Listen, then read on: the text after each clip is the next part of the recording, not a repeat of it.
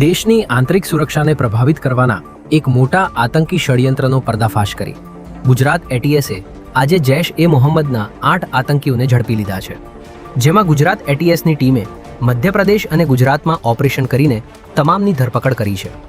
આ શખ્સો પ્રતિબંધિત આતંકી સંગઠન જૈશ એ મોહમ્મદ સાથે સક્રિય હતા અને ગુજરાતમાં આતંકી સંગઠનને સક્રિય કરવા માટે કામગીરી કરી રહ્યા હતા.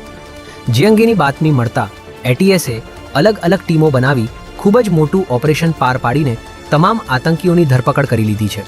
પકડાયેલા આતંકવાદીઓમાં અહમદ લાજીવાળા, ઇબ્રાહિમ મોહમ્મદ હુસૈન, મુદસ્સિર ગાજીવાલા, જકારિયા દુરાની, મુફ્તી ફૌજાન, મોહમ્મદ શેરા, મોહમ્મદ અબ્દુલ સાવડી અને બિલાલ મોહમ્મદનો સમાવેશ થાય છે.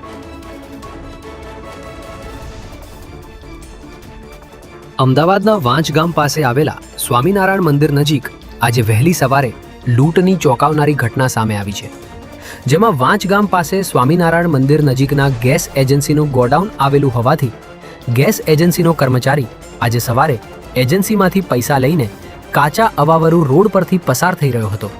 તે દરમિયાન એજન્સીથી થોડા આગળ રોડ ઉપર પહોંચતા બાઇક અને એક્ટિવા ઉપર આવેલા 4 શખ્સોએ તેને ઘેરી લીધો હતો અને લૂંટના ઈરાદે તેની પર હુમલો કરી દીધો હતો.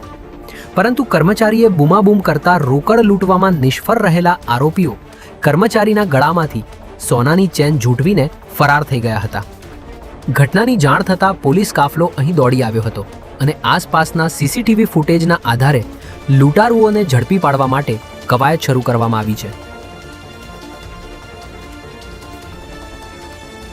વડોદરા શહેરમાં એક જ અઠવાડિયામાં ફરી એકવાર ફાયરિંગની ઘટના સામે આવી છે, જેમાં મોડી રાત્રે 1 વાગે શહેરના ગોત્રી ભાયલી વિસ્તારમાં પ્રિયા થિયેટર નજીક આવેલા આરના 48 અપાર્ટમેન્ટના ફ્લેટ નંબર 201 અને 301 પર અજાણ્યા શખ્સોએ ફાયરિંગ કરતા ચકચાર મચી ગઈ હતી.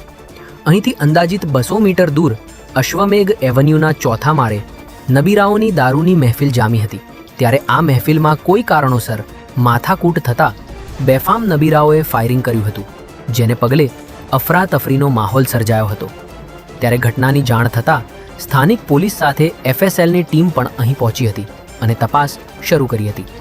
આ ઘટના બાદ પોલીસે 5 થી 6 નબીરાઓને રાઉન્ડ અપ કર્યા હોવાનું જાણવા મળી રહ્યું છે.